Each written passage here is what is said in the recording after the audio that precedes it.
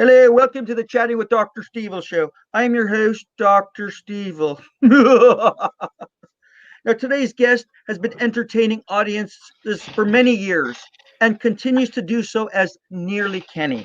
It's like almost Kenny. Keeping the dream alive of Kenny Rogers. Please welcome Tim Sells. Welcome, Tim. Thank you, Doc, and it's a pleasure to be with you tonight. Excellent. The pleasure is mine to be, and we'll find out later because I'm a big fan of what you do.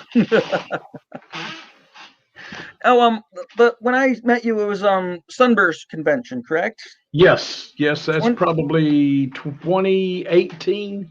2018 is correct. And there are two other Kenny Rogers there, so it's like three Kennys. So like honestly, the first time I communicate with you guys again, I didn't know which one I was talking to. Sometimes we wonder ourselves. Yeah, with that, three Kenny Rogers there. And when I first went to Sunburst, I thought it was going to be cool because I, do Dr. Evil. So I get to hang out with people that pretend just like me and, are, and to me, that's normal. But then I found out you guys do shows, you guys have talent, you sing, and you're up there showcasing your stuff for buyers. Um, so I'm like, that's really cool. No, so but getting on to that, you've got three Kenny Rogers at the show, right? And when you guys got to go do your sets, do you guys get together first and talk about, okay, I'm going to do this song, I'm going to do the Gambler, I'm going to do Lucille, or y'all just, fake it and hope you don't outdo each other? I will say this that there's probably thousands of Elvises out there, thousands of Sinatras, thousands of Dean Martins, things like that. There's only like seven Kenny Rogers worldwide that do it, and luckily, That's six too many, right? well, as far as I'm concerned. But I will say this: we are a unique fraternity in ourselves because we will always help each other. Um, my first year, um, the Sunburst Convention, as you mentioned, put on by Greg Thompson there in Florida, and which will be coming up. Hopefully, if this COVID will allow us, we'll be having again in the first weekend of September of Labor Day, the weekend of Labor Day. Um, they have a program there where you have an ambassador to help you on your first time, and my desire was to have Richard Hampton, who is a well-known, well-established Kenny Rogers tribute artist, um, be my ambassador. And Well, that during would be that, confusing for people. I met Kenny, I met Richard over in, well, I saw him again well, in Vegas, and right, you two well, guys, Richard is old and decrepit now. He just travels around the world with his family. So that's. But no, I'm joking. And Richard has some interesting stories that I didn't know and got to learn and meet. And we talked, and I found out that he was more than willing to give me advice on what I needed to do to be a success. And between he and Mike Walter, who does Don Rickles, um, it was a it became a more than just a convention. It was more of a family, where uh, if we need advice, we always had somebody we could go to. or if you got to And jail, then they'd come over and bail you out. Is that well, no, they always told me that you're on your own if that ever happens. well, So I'm just going to interrupt you for a sec. We've got our friend Jamie Paget. yeah, hey Jamie, good to see you. Look forward to seeing if you've got any good stuff in your packet whenever you come back to Sunburst. We've got a friend of mine, Karen Jang. Hi from Vancouver. Hi, Karen. It's a pleasure to meet you, even though it's virtual. Hopefully, one of these days, I'm going to get up into Vancouver, British Columbia, and perform the Deal Goes On for you folks up there. she'd like that, but you got to be really good, convincing, because she's a big fan of Richard Hampton. She's met him. She's seen the show in Vegas. So you got to outdo Richard. Well, that was a long time ago, and Richard's uh, All right. I Well, I taught got they Richard got I taught Richard everything he knows. gotcha. That's pretty cool. Now I saw Marty said he was from Mars. Yeah, Marty, he is from Mars. He as I am a doctor of evil, Marty happens to be the little Martian. It's a cosplay thing. He likes to do little Martian from Mars and goes to conventions and start trying to zap people and destroy the planet. I I'm trying to got take you. it over. He's trying to destroy it. So we really don't get along. I understand. I understand. Oh, and then Billy, we got this guy. thought you were. He says, "I thought you were interviewing Kenny Rogers, not Gabby Hayes." Well, tell him go buy a sparkly jacket and eat a cookie. All right, he says, "Goodbye, sparkly jacket, need a cookie." But he can hear you. You guys can like fight this out yourselves. Uh, And if you no, want, maybe we can get Walter on here a bit later. no, no, no. I would hate to see what he would be dressed like tonight. Yeah, he's assured me he doesn't wear pants, so I'm glad he never stood up during our interview.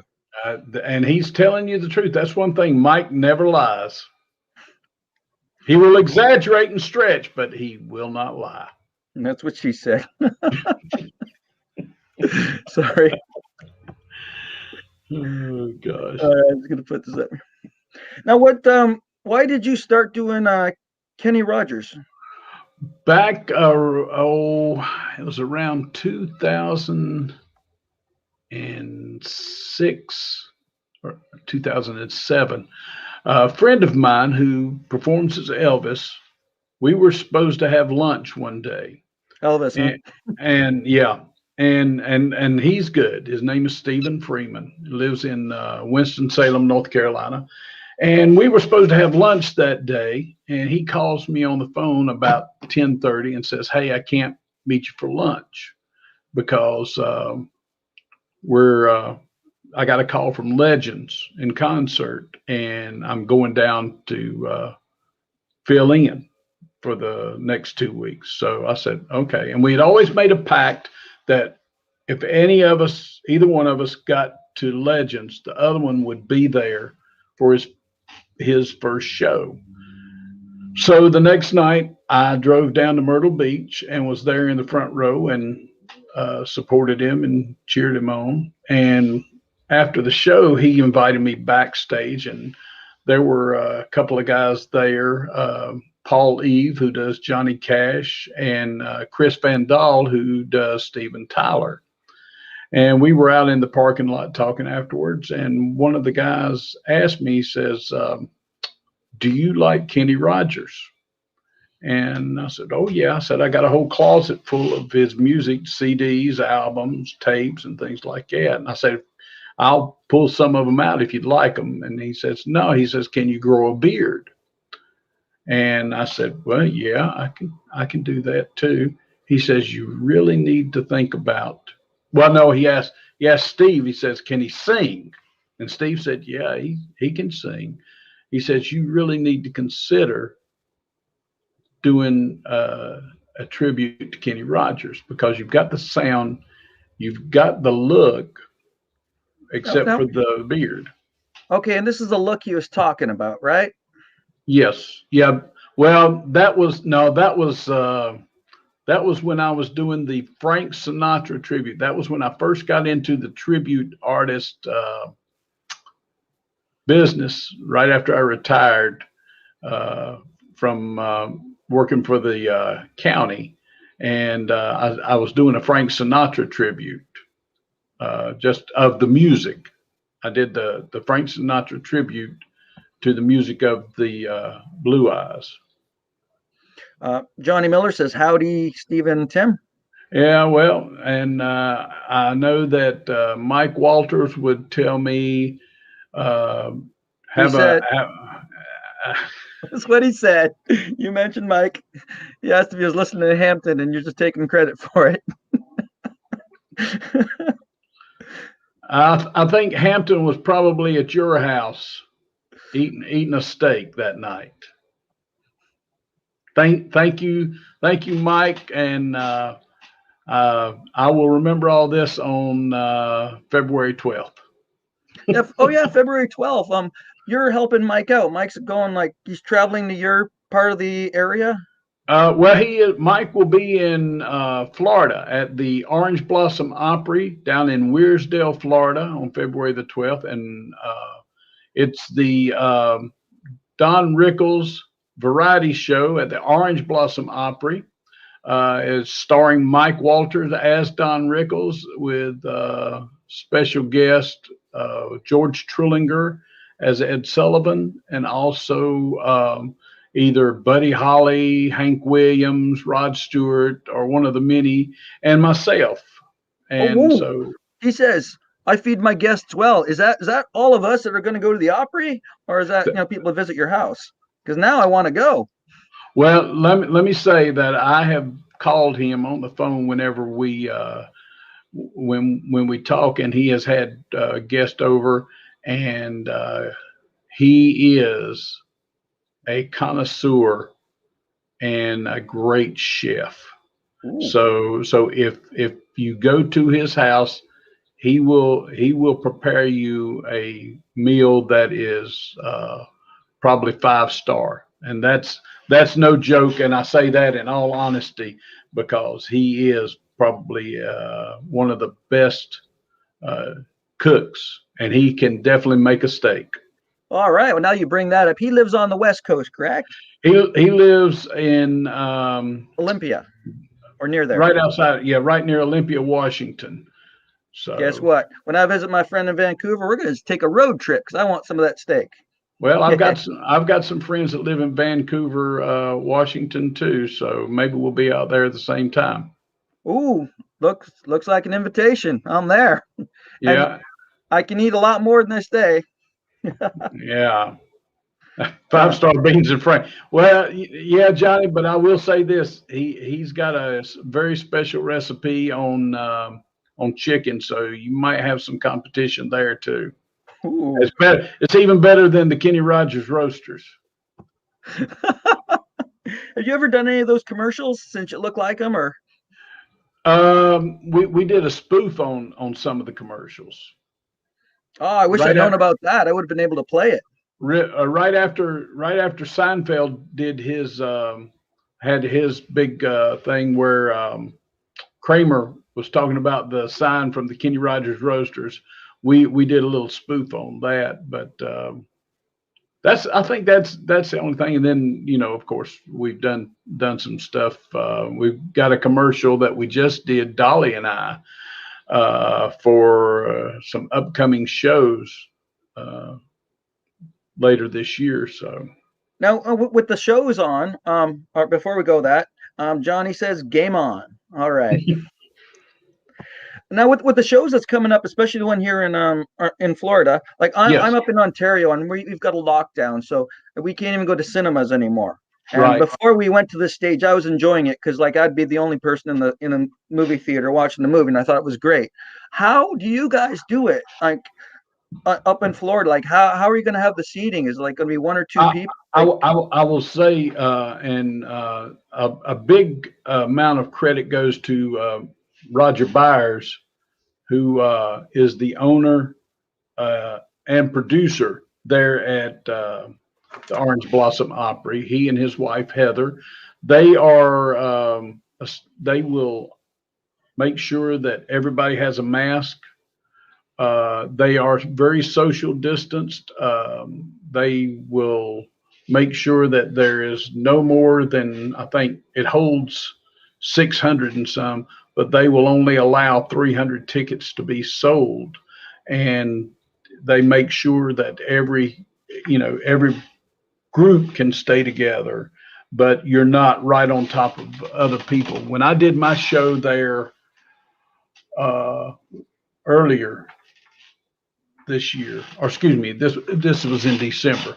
In December, um, had a great turnout. and but everybody was social distance, everybody was safe, and so a lot of the credit there goes to Roger and Heather Byers, who own and operate the Orange Blossom Opry there.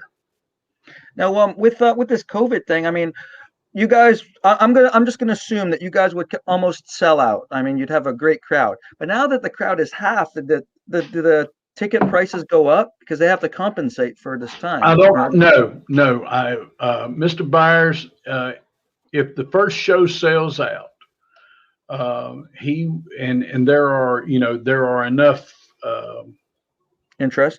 people waiting for tickets. Then what he has done, in fact, with Charlie Pride's son who just came down uh, a couple of weeks ago, they did two shows. They did what I consider a matinee around 3 o'clock in the afternoon, and then they did the main show at 8 o'clock that night. Uh, so they make sure that everybody who wants to see the show can see the show, and they do it in a manner that is within the guidelines, and they keep everything safe. Otherwise, I can tell you, I wouldn't go. And I don't think Mr. Byers would even open it up if he thought that somebody was going to take a chance of being exposed to something. Okay.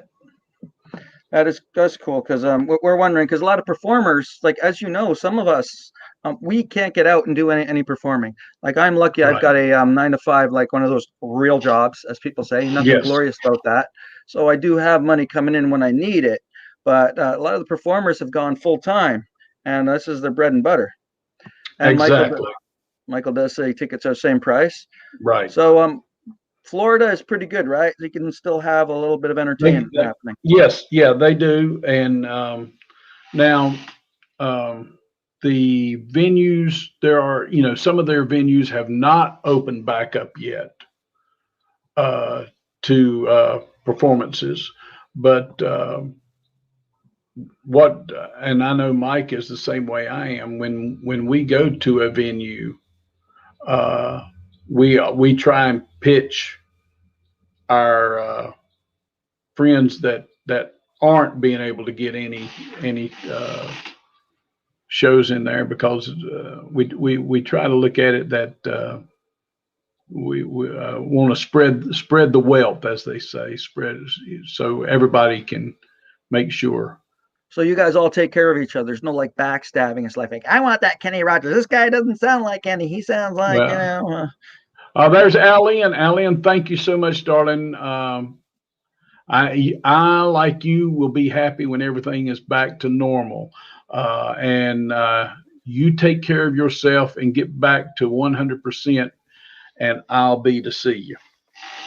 Okay, Michael Walters is suggesting I should interview George Trulinger, who's the first person to set foot on the stage of Legends. Who's this gentleman? George Trulinger is an icon in the business of tributes and entertainment, tribute entertainment. When John, God, I can't remember John's last name, but when Legends in Concert was first concept. Okay, for the fans out there, because a lot of our friends are here, but some of the other ones, Legends in Concert is a tribute show, right? It is, and it is a worldwide tribute artist. They have them Branson, Missouri, Myrtle Beach, South Carolina, Hawaii. They do some cruise ships, and trying to think where else. And what's the main focus of this this Legends in Concert? Well, what it started out was they wanted to present a concept of, you see all of the legends at one time, for people that can't afford $100 for a ticket to go see somebody. they could go to Legends in Concert, and these performers are what I consider to be some of the top performers in this business of tribute entertainment. And George Trulinger was the first person to ever set foot on a Legend stage, and he performed as Buddy Holly. Oh, Uh, and that was, God, I don't know how many years ago, because George is not that old, but he was the first person to ever set foot on a Legend stage, and he set the bar so high that it's been going ever since. so he was just like Buddy Rogers. People got the experience that they were watching Buddy Rogers, and they were all thrilled. No, And not Buddy Rogers. Buddy Rogers was a wrestler. Buddy Rogers was the original Nature Boy. I said Buddy Holly. Buddy Holly, sorry, yeah, I got my two worlds mixed up. Yeah, well, I've done that. Too many chair shots. Too many chair shots, huh? Oh yeah, yeah. But George lives down in DeLand, Florida, and like I say, he's again he is the encyclopedia of tribute entertainment. Got to If you bring him had, down to Sunburst sometime. well, oh, he was one of the first ones to come down there too, and he was there 2 years ago. He had some health issues at the time, and he was able to come down and visit with us for a little while.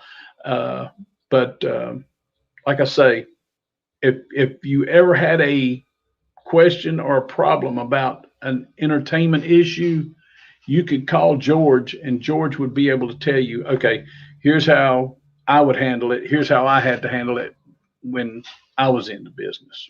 Now, so do you have any embarrassing moments of their like stalkers or whatnot? There have been some interesting events. You know, you have some that like to. I've got something right here. We're just going to Okay. share the screen here, and we're going to show you some. Like I was doing research for you, right? Because I just want to Oh, get. well, thanks a lot, Doc. You know, like I was afraid that you would start revealing all my past history.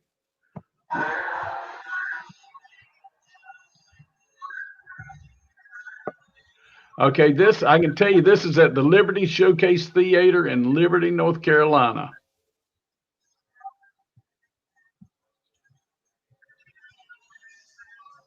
I'm enjoying the singing because you got a beautiful voice. Thank you very much. My band's in the back. The Echoes of Legend Show Band. And then the look on your face says it all.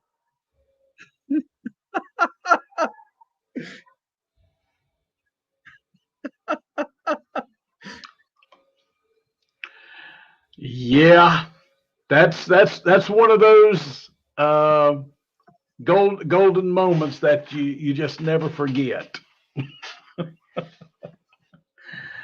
lovely lady that did that.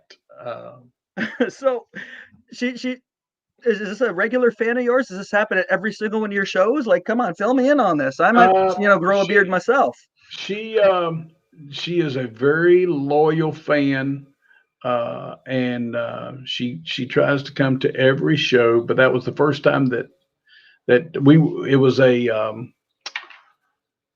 an Elvis show, and I was a special guest, and so she wanted to share Michael- some of the love. She Michael was claims not. that It was not a plant. It was not a plant. I did not know that was going to happen, and that's why I hung it on Elvis's microphone so he could have it. So he could have it when he came back out on stage. It was not men's underwear. It was not. Well, it could have been because it was probably about your size. Well, to be honest with you, from that video clip, I never got to see what she looked like. So, No, there's Elle saying that she's dying laughing there too. Yeah, Elle knows the lady there that performed that little oh, really? passing of the torch. Yeah. So she like stalking you? I mean, like, she's a loyal No, fan, you no, say? Loyal she fan stalkers. There's she's not a stalker as far as I'm concerned. I don't know what she's stalking, but it's not Kenny. well, I don't know. The bra says different I, things, but well, yeah, but you haven't seen what she gave Elvis. oh my. Yeah. So you gotta kind of see the whole thing, Yeah, don't Well, laugh. Don't laugh. It was not pretty. It was not pretty. I was lucky. I was lucky that it was just what it was. oh, you mean she's You don't want to know.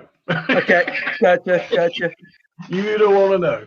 But she's a sweet lady. Yeah, I don't think Michael's Yeah, paying attention. yes, Michael. Catch up, son. Catch up. 1, 2, 3, 4. Oh man. I Oh well. think I think Mike has been to the candy store today. He mentioned the candy store, yeah, just not in those words, but yeah, I get it. Michael, I mean, this is a great segue here because Michael says sometimes Tim thinks he's Elvis. Um, there has only been one time that I was convinced to do Elvis, and that was Okay. on the Carnival Cruise Lines, and they asked me. They said, "Can you do this song?" And it was Hound Dog, and I said, "Well, yeah, I can do it." Said, "Well, will you do it for us?" Well, sure. And I was having fun with it, and I was sliding on the floor and doing the things. And he says, "We want you to do this for our Legends show." I said, "Well, I'm not shaving my beard." And they said, "Oh no, we don't want you to do that." And they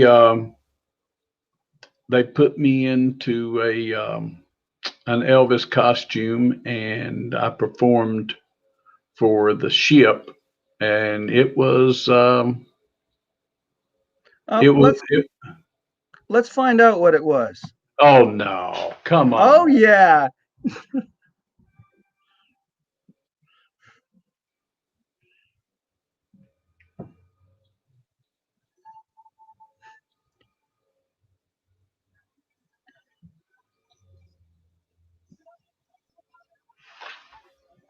that's one hell of a host. Oh, oh yeah, oh yeah.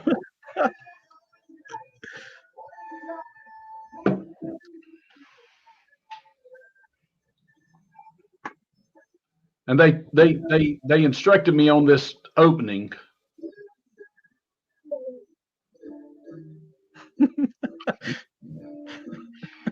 Shake it. Yeah, I was afraid I was going to break a hip.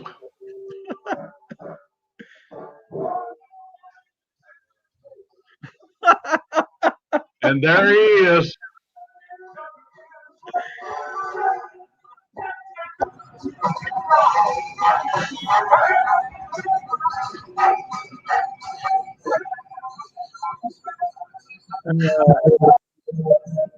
No, we're gonna play it all. Oh no, don't.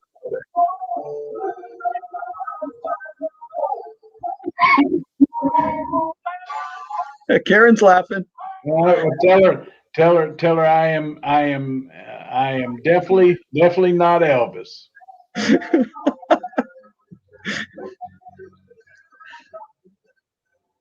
Oh, you got your own dancers. That's sweet. Oh yeah, they gave me the dancers and everything.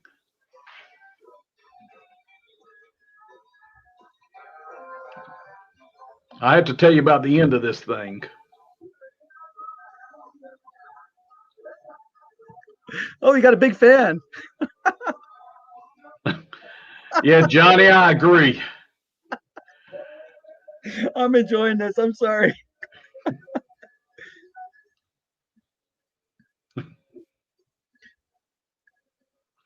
No, you don't, Karen. You don't need that link.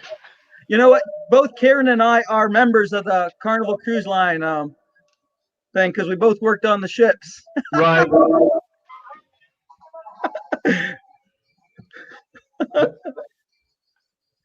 Unfortunately, Karen, that is a YouTube video. It's on there.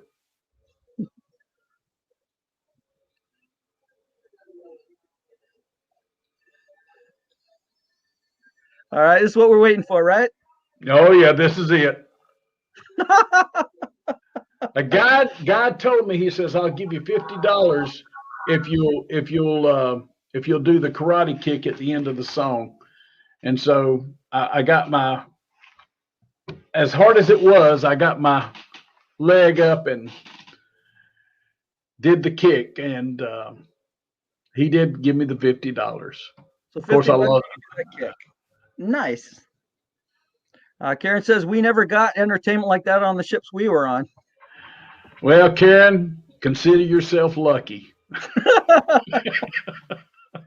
All we got was some guy that could, like, balance himself on with his finger on a bottle. The Great Excelsior, Yeah. weird stuff like that. Yeah. Well, that was, and they gave me a nice little pin. Allie, and don't look at the moves, honey. I can't. That was a long time ago. I might request that sunburst. No, you're not. I'll tell you that. I'll refute everything. I'll refute it. So, but they gave me a nice little pin that said Carnival Legends, and it flashed. So I think I've still got it in my. Yes, Johnny.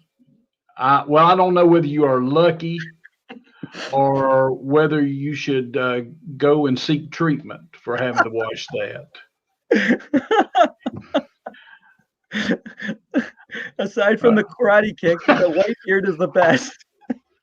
Well, I told them, I said, I'm not going to shave the beard, and they said, oh no, we don't want you to shave the beard. We want Kenny as Elvis, and so. Well, when I was looking up videos of you, right, it says Tim sells as Elvis. I'm like, Tim doesn't do Elvis, so I'm going to get to see what this guy looks clean shaven. So I'm watching the video, and you see the far shot, the long shot of you there, turn around. All right, cool. And then you turn around, and they do a close up, and I see the wig with your beard on. I was just dying of laughter. Well, my kids were scarred for life whenever they saw that the first time. So. So how was your experiences on Carnival? Listen, I had a ball. I really did. I had a ball. Wonderful people, great,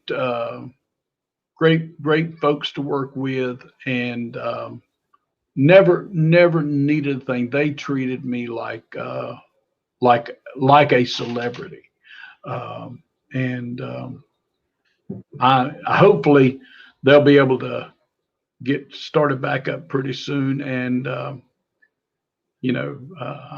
hate that there are so many of the folks that I met on those ships that are out of work right now, because just remarkable professionals. Yeah, I used to work on Carnival back in the 90s, and so did Karen. And because of this COVID thing, we've been paying attention to what's been happening, and many of the ships have been sold, and Yes, half of them are already scrapped. They've gone to scrapyard, and we've seen them cutting them apart. So this is kind of sad. That was a awesome time in my life.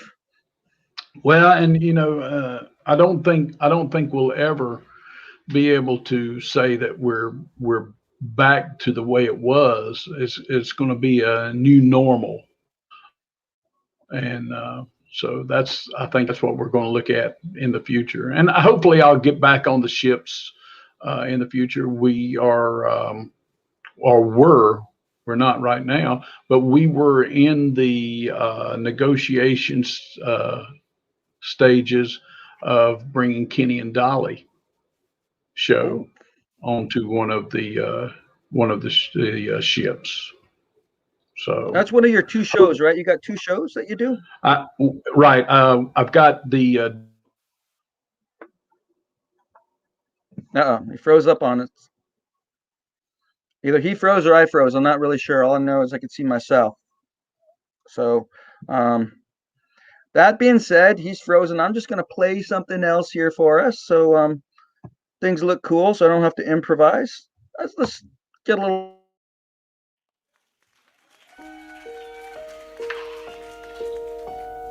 there. Lady,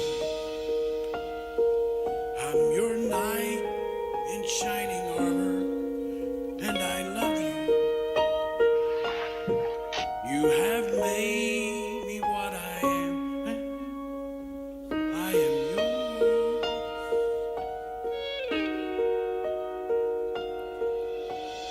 My love, there's so many ways I want to say I love you. Let me hold you in my arms forevermore.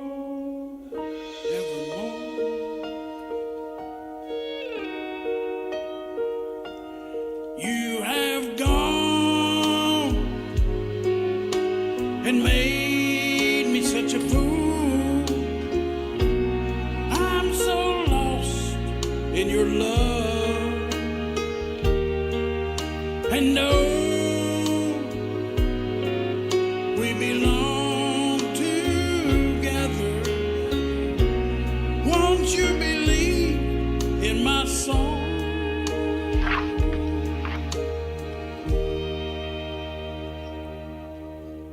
Lady,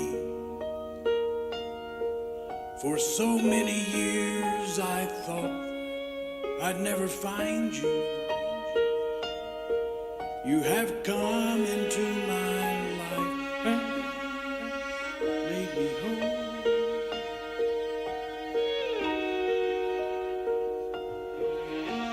Forever, let me wait to see you each and every morning. Let me hear you whisper softly in my ear.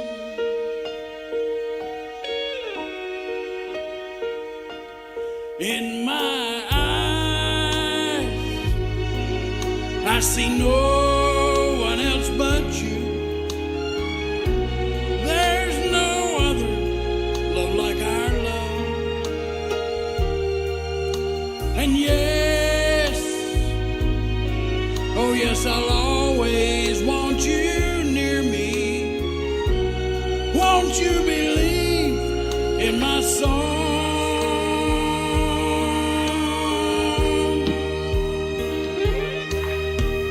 Lady, your love's the only love I need. Inside me, that's where I want you. 'Cause my love, there's something I want you to know. You're the love of my life. You're my lady.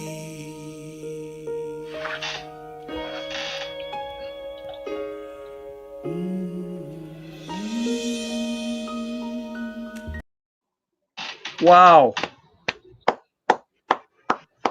Thank you very much. Um, Thank you. I told you I had a backup plan in case we went off. In case I lost you. Well, I think Michael probably had something to do with that. He was jealous. He He wanted does. he wanted he wanted more. He wanted more Elvis. And thank you very much, Jamie. Um, For the dry and banter. I will, like I say, um, there's a great picture that I've got online of Hampton, Mike, and myself backstage. And then, of course, one of my favorite pictures is Mike and myself sitting backstage. You guys are And laughing your hat. we were, and I think I told you what we were laughing at, but it's an inside joke that we had, and But yeah, I it, wish I brought that it's great. photo because I mean that just shows genuine happiness and laughing. I mean, it's just like We amazing. we have a good time. Sunburst is, like I say, is like a family, and Greg Thompson and his wife Jackie have worked really hard to make it that way, and this will be our 16th year. Wow. So we'll, if we can get it done there at the Florida Hotel and Convention Center in Orlando. So hopefully a lot of the folks that we haven't seen in a while will be there, and a lot of new ones too. Well, it'll be a lot easier for you Americans over there because we still don't know what's going on because if we want to travel, or we're gonna have to quarantine after we get Right. there and then when we get back. Well, So hopefully, I think if we can get the vaccines out to all the nations in a timely and efficient manner, hopefully we'll be able to do. I think, like you say, when we fly, we're gonna have to wear our mask while we're on the plane and things like that. I think. There's still going to have to be some sort of social distance. Oh, I'm sorry, Mike. It is the 18th year. Uh, don't you you just know, like that? He's a Karen. He's gonna correct you on everything. well, listen, when Michael, when you get Michael's age, he feels like he's the grandfather of everybody, and at his age, he probably is. He could be the grandfather of everybody. I just hope that when I get his age, I can remember my name because he doesn't. That's why they give us the tags at Sunburst. That's it exactly. And Fair and enough. luckily Gwen will get him in there, and all right, honey, here we go. You have to eat breakfast with him sometimes. The waitresses have to tell him, say, do you want your coffee?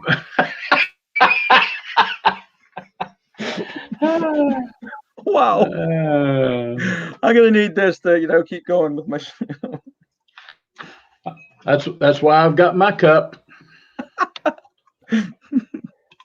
Oh wow. Too much So glare. That was weird.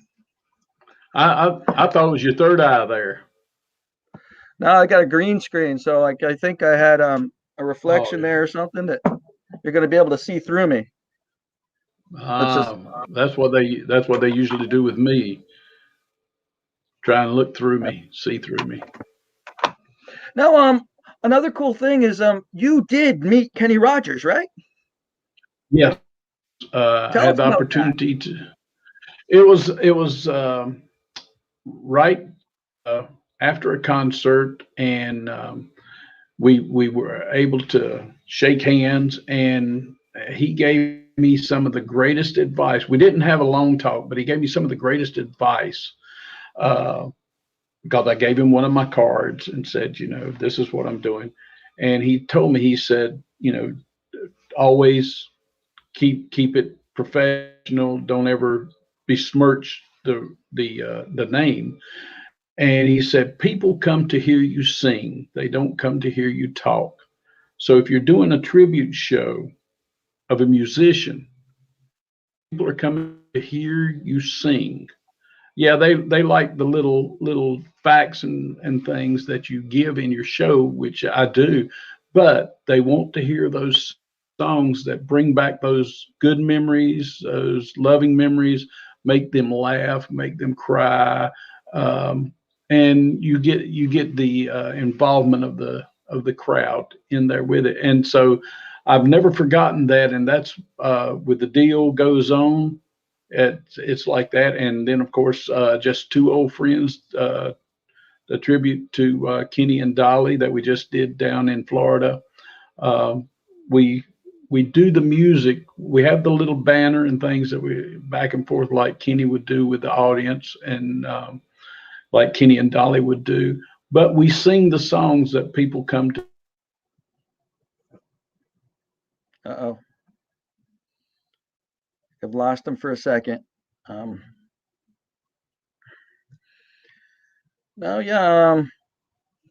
Sadly, I've lost him for a second, but he was telling me how it's great that just give the audience what they want, give them that same experience that he himself experienced when he listened to Kenny Rogers. So that is what he plans. That's what he does at most of his shows, and he does things a little bit differently. Although he pays tribute to Kenny Rogers, he sometimes goes out and like say if it's a smaller venue, he would go and like make personal contact with people. And hi, I was making up stuff that you might say. Oh,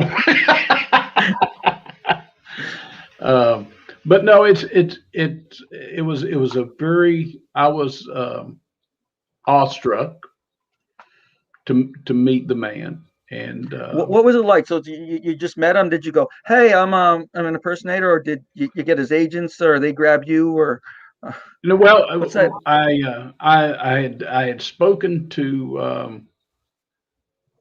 a couple of his guitar players, Randy Dorman and Ryan, and we got a picture outside one of their buses, and we talked, and I told them what I was doing, and then I went walking around and was around back, looking at their rigs and things like that, and one of the truck drivers was working on one of the semis, and he said, "I'm getting it fixed, boss. I'm getting it fixed.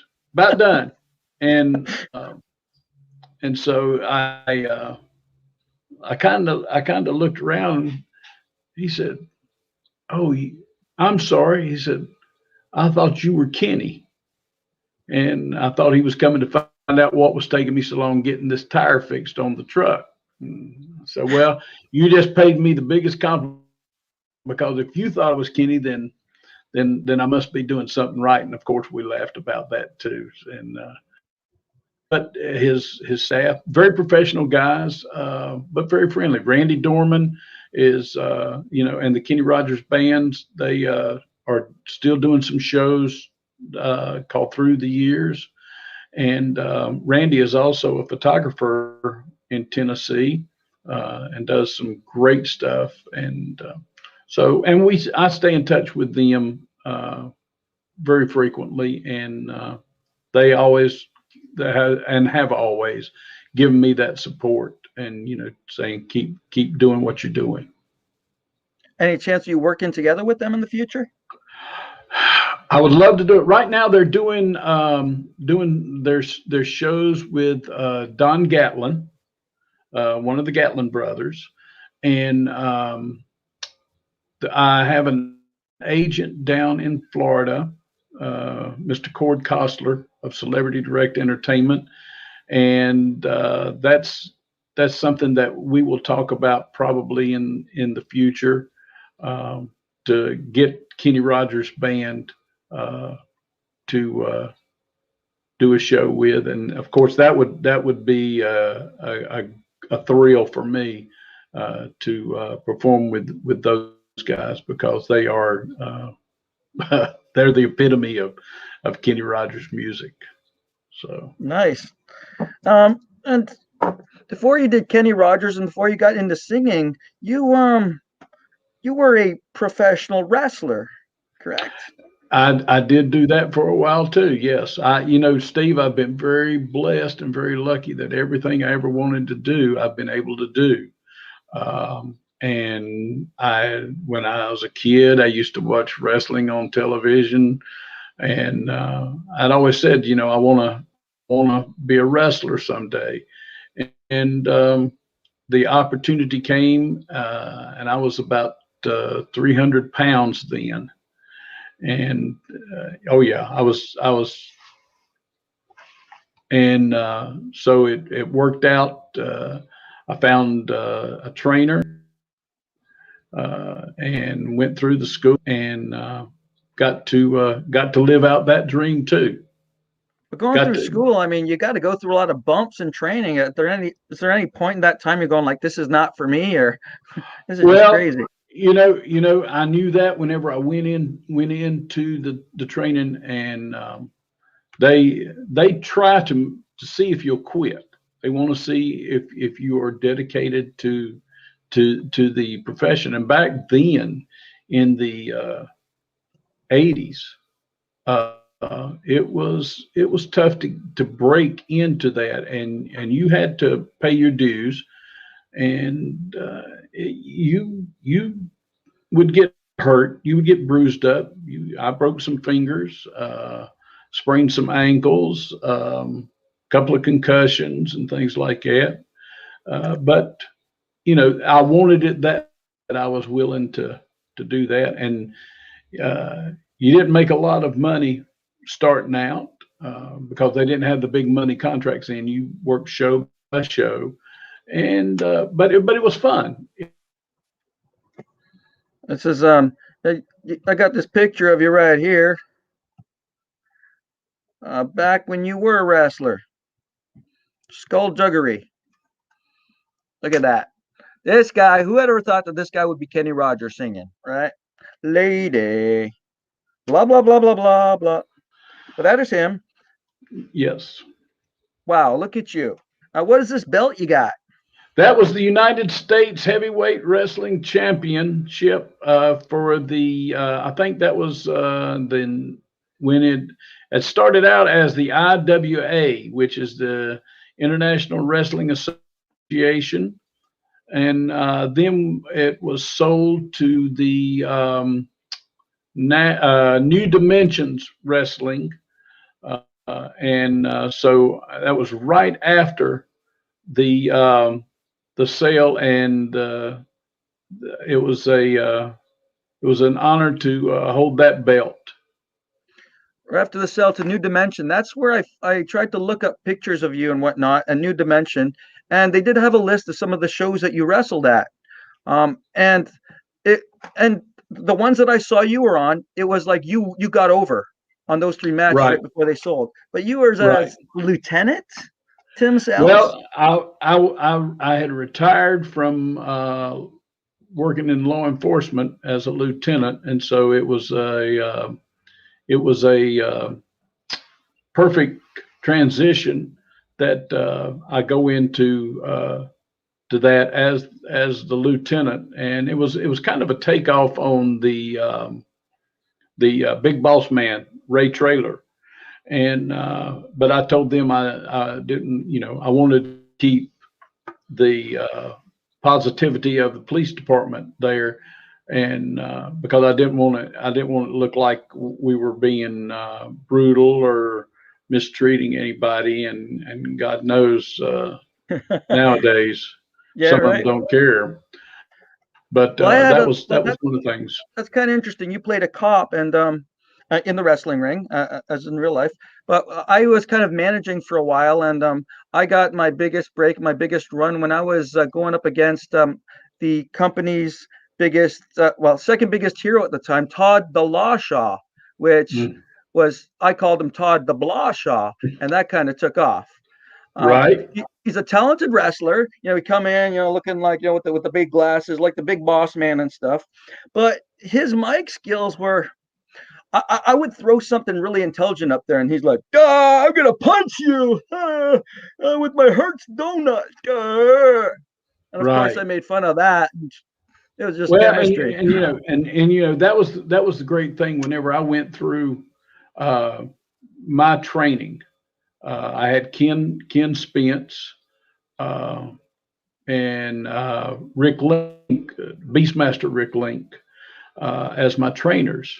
And that was one of the things they taught you were mic skills, how to present yourself in your persona on the mic. And if you couldn't do it, if you were talented enough, but you couldn't work the mic, they would put you with a manager who would be your mouthpiece. And the managers would try and work with you. And then when that you were able to develop that skill of talking on the mic and staying within your time and things like that, they would move you on and let you do your own interviews. But that was, like I say, when I went through the training, they taught you the entire concept of what it was like. Oh crap! What it was like? He's frozen. So I'll be frozen as well. Oh, that's pretty cool. He was trained in the '80s, back when they had the Rock and Roll Express, Ric Flair, Abdullah the Butcher, back when they were really wrestling. Hold on, we got something right here. What's your best wrestling move, Tim? Being frozen like that is his best wrestling move right now. He just like scares the heck out of you, just doing that. I don't know. I mean, give me someone else. Give me something to work with. No, Tim was really. You know what? While he's offline, I got another little video of him performing. So I'm gonna take him off here because that picture looks like his passport photo right now. And I'm gonna share the screen. Yep, he's off. And I tried looking for stuff of him online, and I found one little thing. He's the assassin number 2. All right. So we're gonna just make this huge, huge.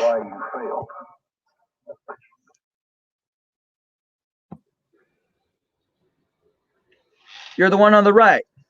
Yeah, I'm the guy that the man on the left is Jody Hamilton, who was one of the original assassins, and he was actually a trainer down at WCW Power Plant. He's in the WCW Hall of Fame, and I think he was a great He's a great mentor. speaker, great on the mic as well.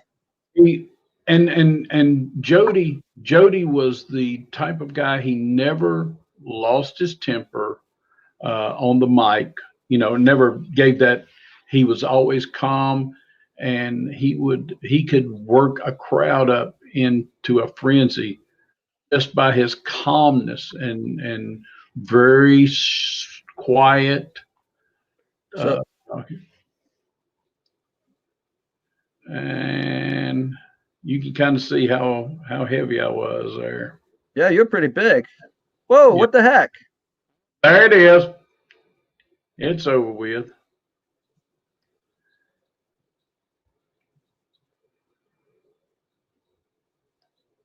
So that's your big TV break, huh? That was, and I lost the mask there. So, and shortly thereafter, Hercules Hernandez took over as assassin number 2. So you weren't always the assassin number 2. They kind of brought you on.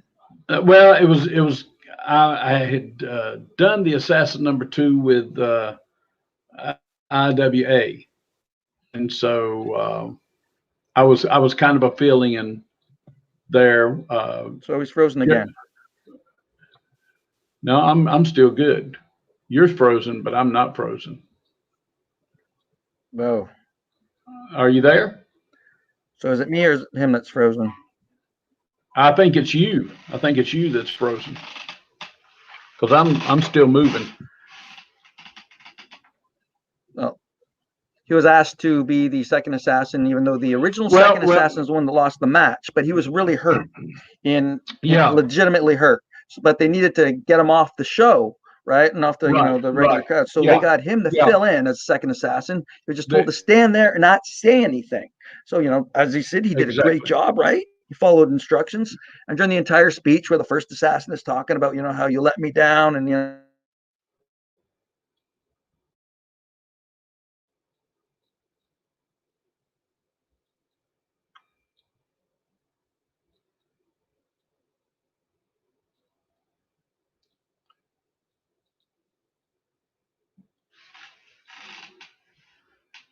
We pause now for Dr. Stevil. There, hey Doc, nice to get a big picture there. While Doc is taking a break and trying to get his internet connection back up, if you have any questions, I can see your comments. I saw one that was, what was my big move? What was my favorite move? I was just a basic. I didn't have a specific move that I used. I was able to do a lot. Yeah, my best wrestling move, Jamie. I would just say, because I was a heel most of the time, it was just cheating, pull some hair. Um, you know, we basically, that was a great thing about working as a heel. You didn't have to stay within the rules, and you could do whatever you needed to do to win, and or make the baby face look that much stronger. My finishing move, um, a Lying lot down, of, looking up at the ceiling. well, a lot of times, my finishing move was usually, we took a page out of the Anderson's rule book, the Minnesota Wrecking Crew. We would work as the assassins. We would work on one part of the body, usually the arm, and would make the person submit to what usually work that weak arm, whether they were left-handed. We would work on that, and usually it was left arm, because most people are right-handed. We would bend that arm up, push it and push it and push it, and then bounce on it a couple of times and things like that. So Now, like Kenny Rogers gave you some great advice, you said another man, unlikely source, gave you some fantastic advice. Gentleman by the name of Abdullah the Butcher. well, yeah, I had the great pleasure of working with Abby, and he he's got a mean fork. I'm gonna tell you, he owns a restaurant down around Atlanta called Abdullah's House of Ribs and Chinese, with a big 18 by 24 portrait of him standing there as you walk in the door. But yeah, Abby gave me some great advice, and he said,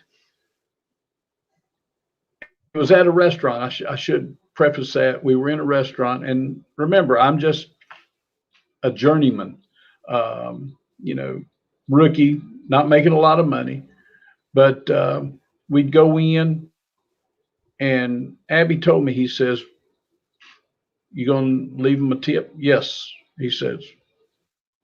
"How much you gonna leave?" And I think my bill was probably $12 or $13. He said, "Leave him a $10 tip." I thought, that's a lot. He says, here's something you need to remember. He says, no matter what you do, whatever business you're in, but in this business, if you want to be looked upon as a professional, you have to live that aura, that persona all the time. If you just leave a $2 tip and they see you on TV next week, they're going to say, "Well, you cheap ass." And I hadn't really thought about it, but that was it. If you want to be looked upon as a professional, you have to live that persona all the time, in everything you do. If you be a Kenny Rogers tribute artist, you have to live that all the time. You have to be able to call upon. I never say I am Kenny, or when Kenny was alive, I never said I was Kenny Rogers. I would tell them that that's what I do for a living. I do the tribute to Kenny Rogers, and would tell them, this is what I do, this is how I do it, and just keep the legacy alive of Kenny. But he did. He told me, he says, if you want to be looked upon as a professional, you have to a professional in everything you do when you're in that public. And I've never forgotten that. Great advice. And from the guys that I've worked with in this business of tribute artists, as well as in the wrestling game, I worked with some of the most professional men and women that I think in any business. So, Did you wrestle? Did you get a chance to wrestle, Larry Abdullah? yes, yeah, he got me in the hand with his fork a couple of times, and so All right, tell us the right. secret on that. Did he actually shove it in your head? Oh yes, oh yes. Oh, Oh, I've got a scar right there where he got me, whoa. and I had on my left hand, I had like probably I think it was 12 or 13 places where he had got me with the fork, and we did a newspaper article feature the next day. I'm sorry, Monday, the Monday after the Saturday night, and of course the hand was swollen up, and the guy asked me, he says, "Well, what happened to you?" I said, "Well, that was courtesy of Abdullah the Butcher." So, Wow, I'm going to say he won the match, of course, right? well, it ended up a double DQ. Okay, not so bad. You're bleeding all over the place, but Well, he was bleeding too. He was bleeding too. So, fair but enough.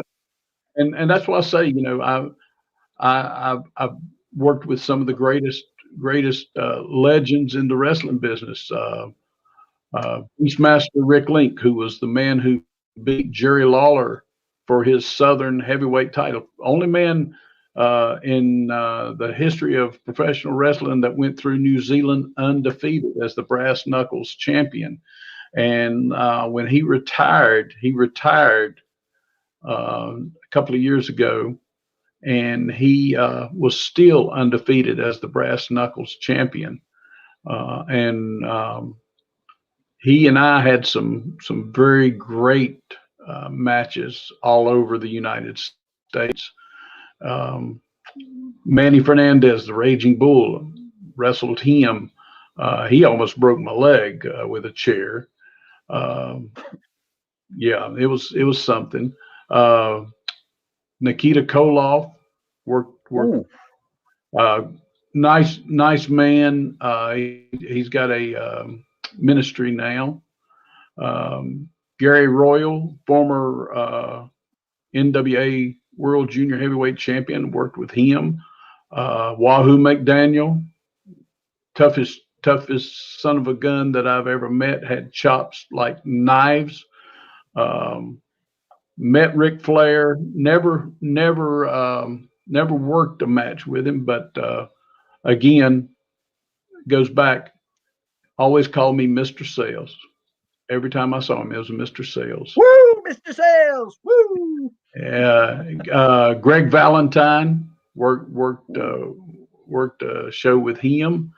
Doc, I'll say it. I have been truly blessed. I've got 4 kids, 7 grandkids, and I could not ask for anything better. And I've got a wonderful sister who lives about 2 hours away from me, and she helps to keep me straight too. So I've got a great family that has supported me in everything I've done, and wouldn't trade them for the world. Would not trade it for the world. Now, you got to become friends with the Rock and Roll Express. Oh God, yes, Ricky Morton. when I was working, before I retired from public work, I was working one night, and they called me and says, "Hey, Cap, we got a guy down here wants to see you." I said, "Well, who is it?" Said, "Well, all we know is he pulled up in a limousine. He's out back in the parking lot." I had no idea who it was. Go downstairs from my office, walk out in the parking lot. Who's standing there? Ricky Morton of the Rock and Roll Express in his limousine.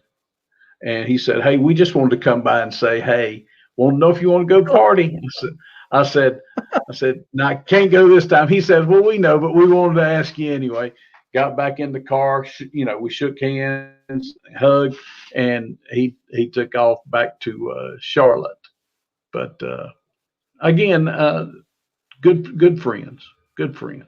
It's probably also safer if he's got, a police captain. I think you're a captain at the time, right? Or still lieutenant? I was a captain at Yeah. the time. I was a captain at the time.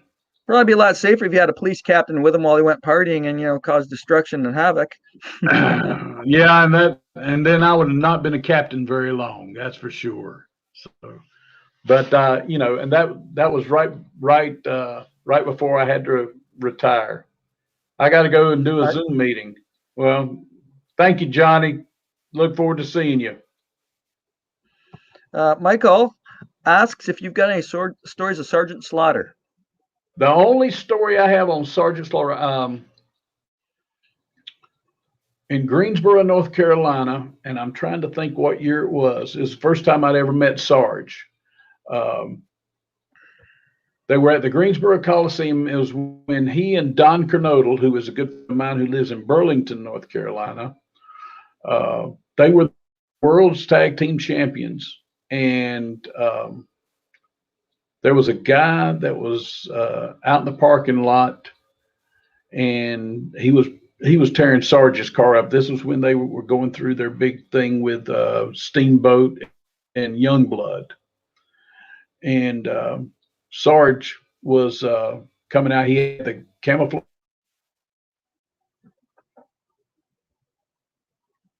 Cadillac, radio antenna thing, and they tried to break the windows. And luckily, I saw it and got the police over there and said, "Hey, look, they're tearing the guy's car up."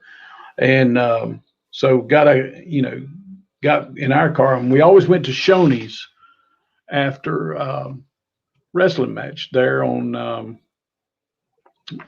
God, I can't even remember what the name of the road was now, but it was right there in Greensboro. We'd go to Shoney's and get a burger or something like that. Well, got a phone call from Don, and he thanked me, and then Sarge thanked me. And time we were in Greensboro, Sarge came up, and we sat and talked for a long time, and we talked about different people that we knew and things like that. So another great professional, and God, the stories he could tell. Yeah, Michael Walters is good friends with Sergeant Slaughter, so he tells me. Yes, yeah. Well, you know what? I would trust Michael on that. I But do. Bob It sounded Remus funnier in my is, head to say that. yeah, Sorry. yeah. Bob Remus, aka Sergeant Slaughter, is a great guy, and I'm glad to consider him a friend, albeit not a close day by day friend, but I consider him a friend. What was your like when you go to the wrestling matches and whatnot, sometimes you get great shows, sometimes you get really terrible shows, and Yes. I want to hear like a terrible show or something that's scary that happened. Oh, geez. I think the biggest scare was we were doing a show in Thomasville. It's a house show in Thomasville, North Carolina. It was an IWA show, and I was wrestling as the assassin number 2 at the time, and I had a feud going with a kid called Lumbee Warrior. Lumpy And Warrior? Lumbee, Okay. Lumpy, like Lumbee Indian. The Lumpy Uh, Warriors. I was like, that would be funny, but okay. well, he ended up being lumpy a couple of times, but the he was wrestling the show, and he and I had a feud going, and I did a run in on his match, and I had a pair of scissors. I was going to cut some of his hair off. He had the little braid thing there, and I was going to cut it off, and so I snipped a little bit off of it. Well, and then I started doing like a stab on him, and did not know it, but his cousin was sitting in the front row, and he did not take kindly to his cousin being stabbed by a masked man with a pair of scissors. Right. And so he jumps up on the ring apron with his knife, pulls that up. Well, the referee, Dave Ruth, was able to hold him off, and we got out of there to safety back in the dressing room. But I think that was the scariest. I never saw the knife until they told me later. They said Wow. get out.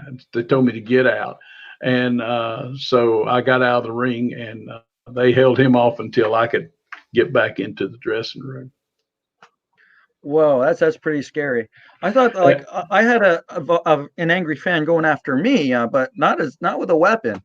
What Yeah. happened is I was managing. My guy was called Rage. He's a he's big, huge, muscular, bald guy. Bad guy. And we're going against a guy called Cody Diener, and Cody Diener is fantastic talent and whatnot.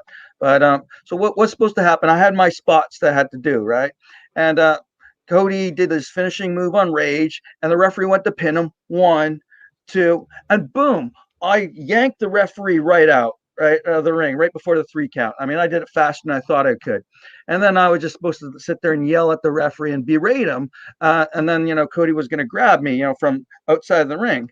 But as I did that, I pulled him out, and he landed at someone's chair at his feet, and then I was going to berate him. And then the guy stood up. And he walked towards me and he pushed me. And he's just like coming at me. He's really angry because, like, obviously his guy was going to win. And I took that away from him. And there's only 2 things going on in my head for this like 10-minute ordeal. Is like, I got to be here for my spot and I don't want to fight. Right. And next thing you know, we hear after what seemed like 10 minutes to me, was that's okay, sir. Sit down. I got this. And then Cody freaking grabs me by the ears, yanks me right up into the ring.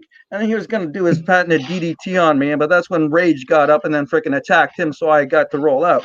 So he kind of saved me. And when I watched the footage to see why it took Cody so long to help me, it only lasted a couple seconds. Yeah. But the thing going through my mind was, and deep doo doo. Yeah. I've talked to guys that have been in that position, and like I say, I never saw the knife, never saw the kid come up there. But Lumbee came and apologized to me later and said, "Hey, I'm sorry about that. Hey, we sold the gimmick, and that's what it was all about." And so, was he waiting for you in the parking lot? I don't know. I let everybody leave before I did, and I had somebody else go out and look and said, "Here's my keys. Open up my car and pick me up on the back side over there." And so I went out the back door away from everything. So. Well, you were lucky because you had a mask on at the time, so he wouldn't have recognized you, or so you hope. Well, that was one of the things that they always taught me, though. When you come in the mask and you leave in the mask. So I would leave out with the mask on, and I would wait until, and I only lived 20 minutes from where this show was at. And so I would drive around, and then when I was sure that nobody was around me, I would take the hood off and then go to the house. So, and Wow, parked behind the house so nobody knew that was my car. that's a lot of dedication you guys had trying to keep that mystique alive. It was old school, and I hate that they have let that die with all the choreography and things like that. And uh, back then, they taught you to tell a story, and that art is pretty much gone now. Yeah, I As remember far you said that you called the matches inside the ring, right? you would call the match inside the ring, yeah. All right, so explain it to somebody who doesn't know anything about wrestling, because all of us think that okay, they go on and they practice this little thing for hours and then they perform. Um, talk me through it. Well, Like do I don't that know now, anything but about this. um, you would get the finish. The referee would usually come in and or even wait until we got into the ring, give you the finish, and then uh, my opponent would know what I could do. I knew what he could do. We would high spot, lock up, and work it a little bit and things like that. Then it take down, and I would cheat. We do the trying to do the power moves, and I would pull his hair and throw him back down and things like that. Get the heat going on the crowd. Then finally, the referee would catch me doing it, make me break the whole 1, 2, 3. Then the guy would get up, he'd make a comeback, and we would say, okay, give me a clothesline, and they could whip you in there, or I'd say uh, uh, drop down, leapfrog, duck, clothesline. And so, it was just like 3 or 4 different moves. And some of the guys could call 4 or 5 moves at a time. And you'd have to remember, okay, which one.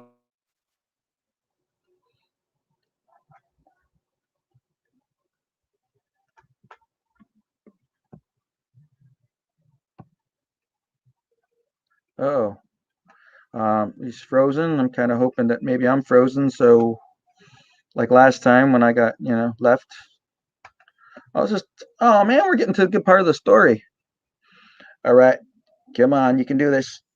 Timmy, Timmy, Timmy, Timmy, Timmy.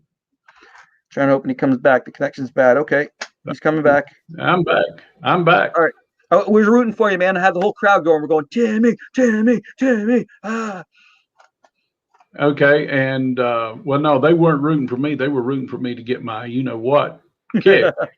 And so then you would as I used to call it, take it home. The guy would do his big move. When I wrestled Barry Allen, who was Terry Allen, Magnum's brother, Barry went as Magnum BA, and it would be okay, belly to belly. We'd say take it home, belly to belly. And he would whip me in there, and I knew that he was going to grab me, and I was going to go hard down on the ground. He was coming down on top of me, and he would pin me for the 1, 2, 3, and the crowd would go crazy, and I would complain that he held my trunks or he pulled my mask or something like that. But And has this helped you out in your performance today, learning how to improv and whatnot and deal with the crowd? yes, because I've never had a heckler in doing As the Kenny tribute Rogers? show as Kenny Rogers. But you would have somebody holler out, sing so and so, so and so, and you have to think on your feet and say, well, don't if I do that, the show's over with, and you're not going to hear the other 8 songs that you're going to want to hear. So it has, like I said, all been joined in together where I can call on things that they taught me to what I'm doing now. And again, I'm just very blessed. I'm very blessed. Now, what would you enjoy? You enjoy being a heel or a face? Oh, I always enjoyed being a heel because you could cheat. There was no rules. You know. It's a lot tougher being a face because when you were Oh Lieutenant Tim gosh, yes. Sells, right? You Oh had to yeah. somehow get the crowd going. Well, you would have to play off of the guy cheating on you. You were trying to stay within the rules, and when he would cheat, that heat would go up on him. But then you had to get the crowd behind you even more doing that. So Yeah, I find that in these smaller venues that it's a lot better to get the crowd involved. If you just kind of ignore them, they really lose interest in you. and once you lose them, you can't get them back. It's Yep. just like in performing, doing the tribute. If I lose the crowd, the show's over. They're not interested anymore. Like when I was managing just a few times, I they gave me spots that I had to hit, right. Then every other moment, every other time was mine to do what I wanted. So I would just sit there and taunt the crowd, and if they said something or if my guy was going Exactly. over, I would like, look at that, that's your hero, like he's losing, right. I would just like get them really, really upset. So even if they didn't care for my guy, they wanted him to lose, and Exactly. it was fun. I was more tired just running around the ring yelling at people than some of the wrestlers after they worked, because it was just like Well, 100% sure. like adrenaline going. Well, and that's what you have to do. Anytime you're performing before a crowd, you've got to be 100% into it, or people are going to know whether you're just putting on, or whether you're really enjoying or into what you're doing. People are smart. People are smart. Most people are, yeah. Most people are. Now, why before we get back to Kenny Rogers, why did you give up wrestling and decide to go into singing, or did you do both at the same time? Well, both at the same time, but in 2003, September the 10th, 2003, I had a massive heart attack, and they rushed me to the hospital. They told me that 10 more minutes, uh, if it had been 10 more minutes to get me to the hospital, I would have died before they could have got anything to me. They did.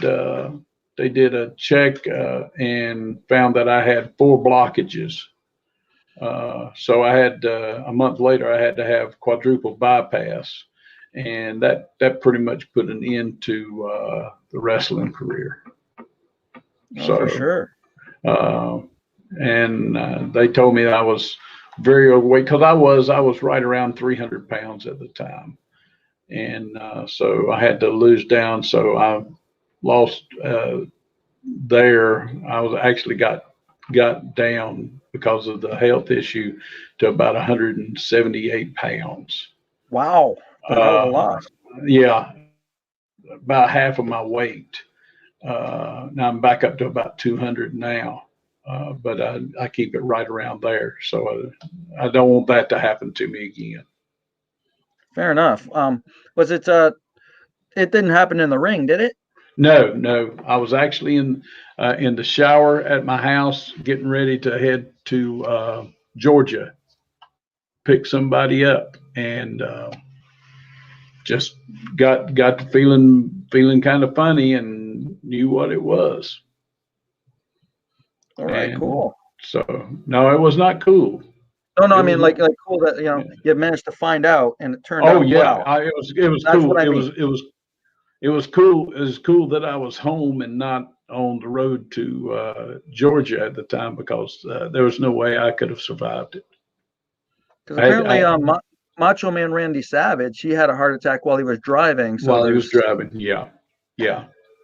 And the only thing they said that saved me was good EMT guys that responded, and the main blockage that was the totally blocked was on the right side of my heart inside, because if it had been on the left side, it's what's called the widowmaker. And they said survival of that is maybe 1 in 1,000. And mine was totally blocked, but luckily it was on the right side, and so it did some damage, of course, and it was dangerous. But I had that extra few minutes to that saved my life, and the good Lord was looking at. That's a good thing. That everything turned out all right. Oh yeah. Back to Kenny Rogers. Your second show, you deal with a Dolly Parton. Do you work with the same Dolly Parton all the time, or do you have a favorite? I've worked with one. Let's see. I've worked with four Dollys. The first Dolly I worked with is of Morristown, Tennessee. I've worked with one out of Georgia. Worked with one out of, well, actually two out of Myrtle Beach. Or excuse me, take that back. One out of Myrtle Beach, and one, she lives in Australia now.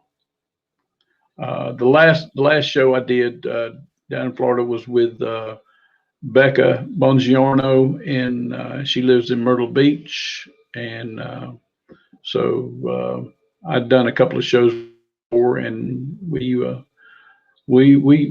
have a good time doing. Her husband was Neil Diamond for Legends for a long time.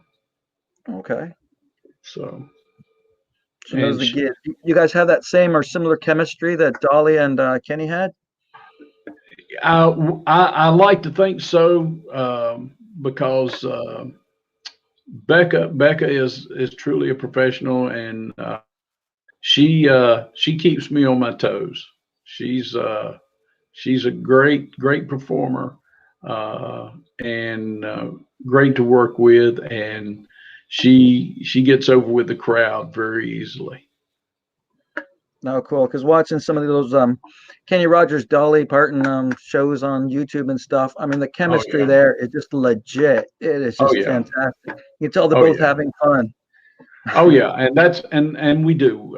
Becca and I have a lot of fun when we're doing shows together, and I enjoy having her company whenever we're there at the theaters or the venues wherever we're at. She's always got something on her mind, and she's like Dolly. If she's got it on her mind, she's going to let you know it. Oh, right on. Oh yeah. Is there anything else that you could want to tell your friends and fans out there that are watching? Anyone got any questions? You want to type it in for Tim Sales? We're happy to let you know what he's saying, guys. Who stopped, me or him? I can't really tell. We're trying to go home here. Look how happy he looks, right? If he's frozen, if that's what you guys are watching, looks pretty cool. Better than his passport photo that he posted online. Looks like a criminal. It was really scary, to be honest with you. Come on, boss.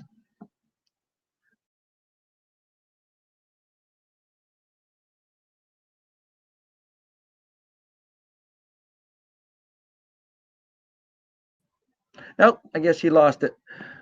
He's disconnected. Looks like he's coming back on. I can't. Yep, he's back. There I am. All right, there you go. I didn't know like if we lost you or I was lost, because last time I was lost, you froze, but you end up going. So I'm sitting here trying to talk like, am I losing it? So I got to make some, monologue up. Yeah. Now the main thing is, if we're in your area, I would like to ask every.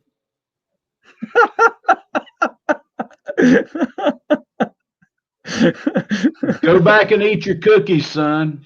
Eat a piece of candy. If we're in your area, I would invite each and every one of you to come and join us. You can follow me on Facebook. You can, it's Tim Sales. You'll find my photos of the Kenny Rogers show. We also have my website, it's www.ultimatekennytribute.com. And if you don't want to type all that in, go to your Google search bar there and type in Nearly Kenny. I know I'm going to pitch it. And also, no. I'm talking about all that information is scrolling down at the bottom of the screen. Oh yeah. But we'd love to have you come join us with the show. Also, the show at the Orange Blossom Opry on February the 12th. It's the Don Rickles Variety Show, starring Mike Wally Walter as Don Rickles, with his special guest George Trulinger, the original Legends in Concert Buddy Holly, and not Buddy Rogers, but Buddy Holly. Yeah, definitely not Buddy Rogers. And yours truly, I'll be there doing a couple of numbers too with the fantastic Orange Blossom Opry Band. The